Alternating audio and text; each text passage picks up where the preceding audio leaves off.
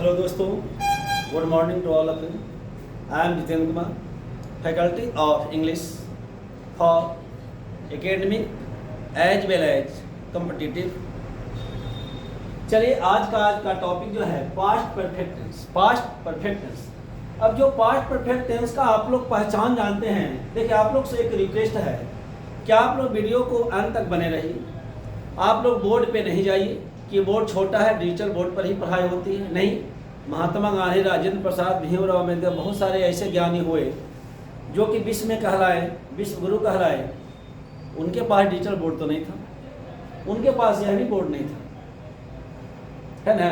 तो इसलिए बोर्ड पे नहीं जाना है, मुझे कहाँ जाना है, कॉन्सेप्ट पर जाना है।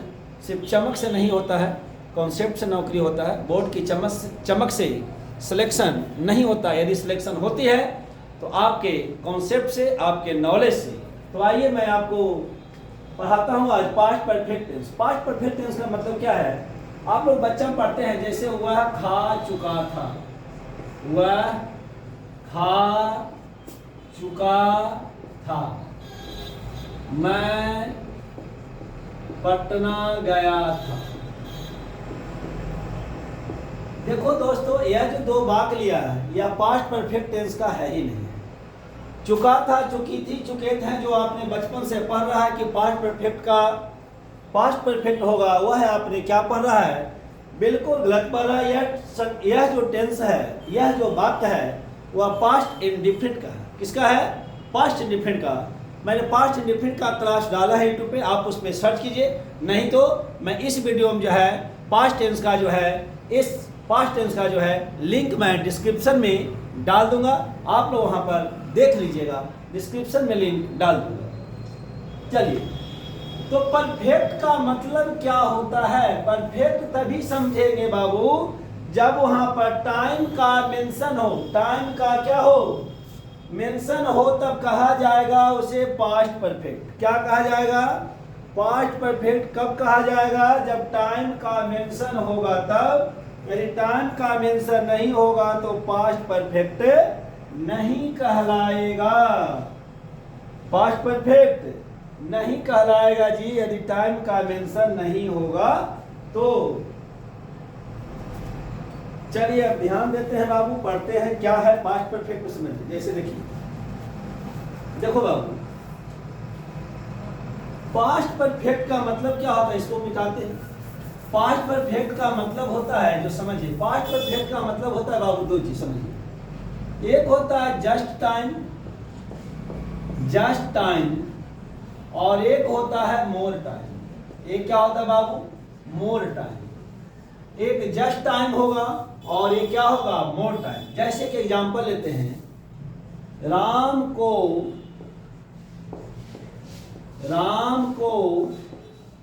आने के पहले, राम को आने के पहले वह खा चुका था, खा चुका था। अब यहां पे देखिए क्या कर रहा है, राम को, देखिए यहां पे दो काम, एक हुआ राम को आना और एक हुआ वह खा चुका था। या हम यहां पे देख लेते हैं श्याम। चलिए श्याम लिख दिया, श्याम खा चुका था। यहाँ पे दो टाइम हुआ कि नहीं, एक राम का आना और एक श्याम का खाना। क्या कर देखिए, राम को आने के पहले श्याम खा चुका था। तो बताइए पहले कौन घटना घटा? श्याम खा चुका था ना। राम को आने के पहले, मान जा राम पहुंचा 11 बजे, श्याम कै बजे खा लिया है? राम को आने के पहले, यानी 11 बजे के पहले खाना खाया है कौन? श्याम। यहाँ पे दो समय हुआ या नहीं? एक राम का आना और एक श्याम का खाना, दो समय हुआ या नहीं हुआ? तो यह जो राम को आने के पहले श्याम था, ये वाला हो गया जस्ट पास्ट। ये वाला क्या हो गया बाबू? Just past. और ये वाला क्या हो गया? मोर पास्ट। समझिए बात को, मोर पास्ट। तो एक हो गया जस्ट पास्ट और एक क्या हो गया? मोर पास्ट। अब दोनों बीच में क्या आ गया? कंजक्शन आ गया। बीच में क्या आ गया? कंजक्शन आ गया। तो कंजक्शन जब आ गया भैया, अब कंजक्शन क्या किया है? दोनों सेंटेंस को क्या किया? जोड़ दिया। या पहले है बाद में क्या होता है? कंजक्शन। कंजक्शन का मतलब होता है दो सेंटेंस को जोड़ देना। दो सेंटेंस को जोड़ लो। जिसे यदि मैंने आप यहाँ पे पहले हटा देंगे तब पता चलेगा राम को आने के श्याम खा, पता चल रहा है कौन काम पहले हुआ कौन कार्य बाद हुआ, नहीं। तो इसलिए यहाँ पर पहले यदि नहीं जोड़िएगा तो आपका सेंटेंस जो है मीनिंगलेस हो जाएगा, यानी पता नहीं चलेगा कि कौन काम पहले हुआ और कौन काम बाद हुआ। अब इस पहले का मीनिंग होता है बिफोर। पहले का मीनिंग क्या होता है बाबू जी? अब यहाँ पे दो शब्द आते हैं, एक पहले आता है और एक बाद में। तो पहले का मीनिंग होता है बिफोर और बाद का मीनिंग क्या होता है? आफ्टर। अब बिफोर और आफ्टर दोनों का स्ट्रक्चर में अंतर होता है। बिफोर और आफ्टर के जो है स्ट्रक्चर में क्या होता है? अंतर होता है। बिफोर और स्ट्रक्चर, बिफोर और आफ्टर के स्ट्रक्चर में अंतर, समझ लो बाबू। चलिए अब इसके स्ट्रक्चर पे देते हैं, समझिए। देखिए, जो काम पहले हुआ उसका ट्रांसलेशन पहले बनाएंगे। जो कार्य पहले हुआ, एक और एग्जांपल में देता हूं, एक और एग्जांपल में देता हूं। पुलिस को आने के पहले, पुलिस को आने के पहले चोर भाग चुका था। चोर भाग चुका।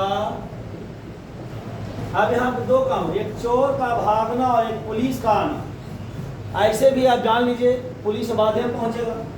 बिहार पुलिस जो काम महीने के बाद भी नहीं पहुंचती है। बिहार पुलिस जो काम महीना के बाद भी नहीं पहुंचता। यदि चोर कुछ माल उसको दे दिया है ना, तो बिहार पुलिस के कहा साल तक नहीं पहुंचेगा। कहेगा चोरी कौन है? वो तो कहेगा कि तुम्हें खाना में आता भी नहीं है। तो पुलिस को आने के पहले चोर भाग चुका था। पहले चोर भागा के पहले पुलिस आई। तो चोर भाग चुका था, तो इसका ट्रांसलेशन पहले होगा, इसका ट्रांसलेशन पहले होगा, इसका ट्रांसलेशन क्या होगा? बाद में। तो चोर भाग चुका था तो क्या होगा? The thief had run away. The thief had run. अब पहले का मीनिंग क्या होगा बाबू? बिफोर कौन आया? द पुलिस केम। देखो, ये चोर भाग चुका है, तो ये क्या हो गया आपका? मोर पास्ट। क्या हो गया बाबू? मोर पास्ट। देखिए, यह जो हुआ ये आपका क्या हो गया बाबू? मोर पास्ट। इसको आप क्या कहोगे? More past. और इसको क्या कहोगे बाबू? Just past. Just past. Just past कहां से है? मैं बॉक्स बना लेता हूं। ये आपका क्या हो गया? पूरा जस्ट पास्ट हो गया। ये आपका सेंटेंस क्या हुआ? Just passed. और ये आपका क्या हो गया बाबू? मोर पास्ट। ध्यान हमेशा ये देखना है, हो सकता है एग्जाम में आपको ये वाला टर्म इधर दे दे और ये वाला टर्म उधर दे, तो आप हमेशा ध्यान रखेगा बिफोर के बगल में, बिफोर के बगल में सब्जेक्ट प्लस V2 आएगा। बिफोर के बगल में क्या आएगा? सब्जेक्ट प्लस V2, यानी स्ट्रक्चर जो आपका फाइनल होगा subject plus head plus V3 plus other word, और यहां पर आएगा बिफोर यदि कंजक्शन लगा रहे हैं तो plus subject plus V2 plus क्या होगा बाबू? Other word. समझ लीजिए, subject plus head plus V3 plus other word, before plus subject, before plus subject plus V2, यानी बिफोर जिधर रहेगा उधर आपको सब्जेक्ट प्लस V2 का ही प्रयोग करना है, क्योंकि वहां कंपटीशन में इंग्लिश रहेगा। तो इंग्लिश में आपको थोड़े देखना है कि भैया कौन पहले हो रहा है कौन बाद। आपको इतना हिंदी करके टाइम में उतना समय है कि तुम हिंदी करोगे, अर्थ निकालोगे, उतना देर में तो 4-5 मिनट लग जाएगा, और 5 मिनट यहाँ पे 10 क्वेश्चन बनना चाहिए। तो इसलिए आपके पास टाइम में सीधे आपको देखना है बिफोर। क्या देखना है? बिफोर। तो बिफोर जहां भी दिख जाए सब्जेक्ट प्लस V2 का प्रयोग करना है। सब्जेक्ट प्लस V2 का क्या करना है? प्रयोग सॉरी प्रयोग करना है। और मैं एग्जांपल लेता हूं, स्क्रीनशॉट लीजिए।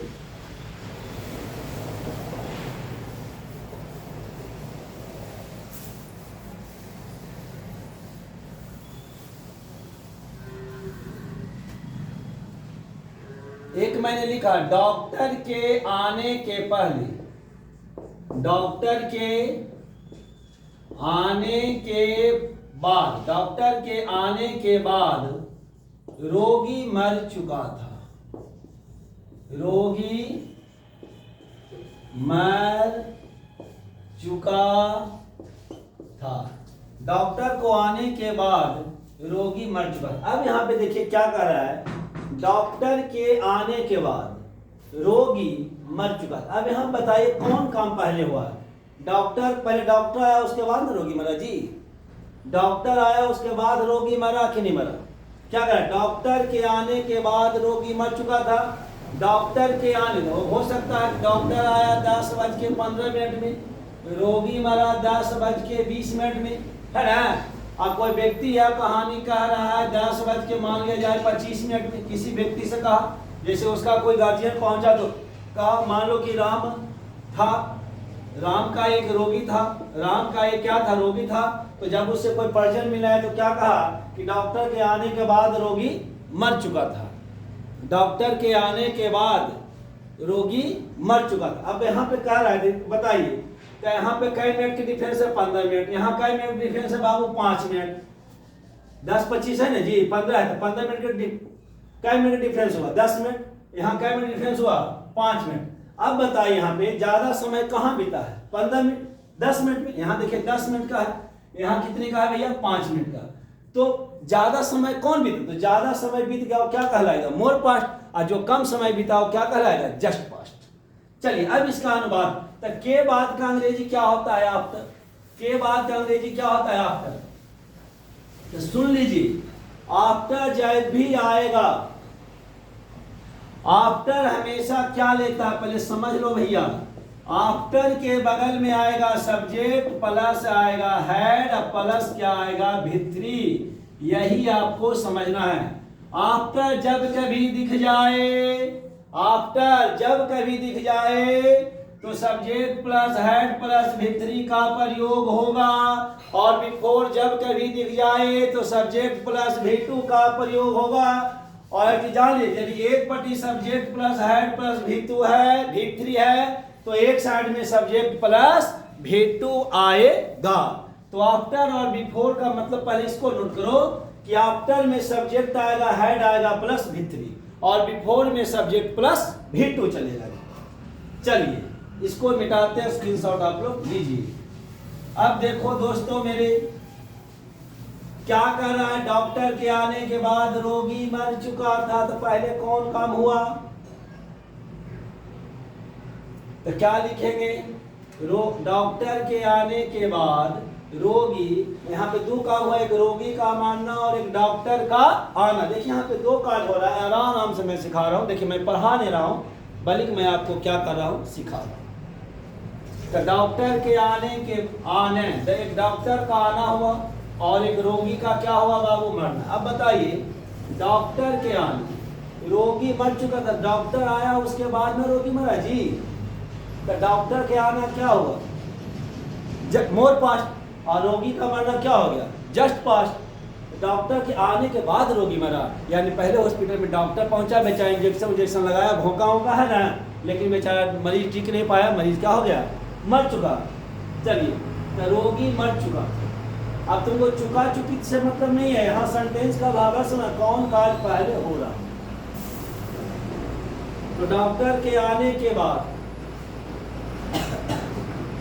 डॉक्टर के आने के बाद क्या है? रोगी मर चुका था। पहले कौन काम हुआ बताइए? डॉक्टर को आना, डॉक्टर के आने के बाद रोगी मरा, ये आने के पहले डॉक्टर है, रोगी क्या हुआ? बाद में मरा। तो रोगी जो बाद में मरा भैया, तो क्या हो गया? जस्ट पास्ट हो गया।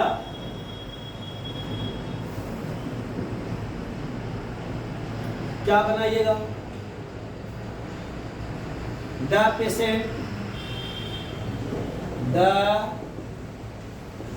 Patient died after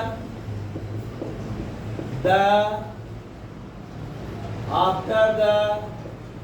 doctor had come.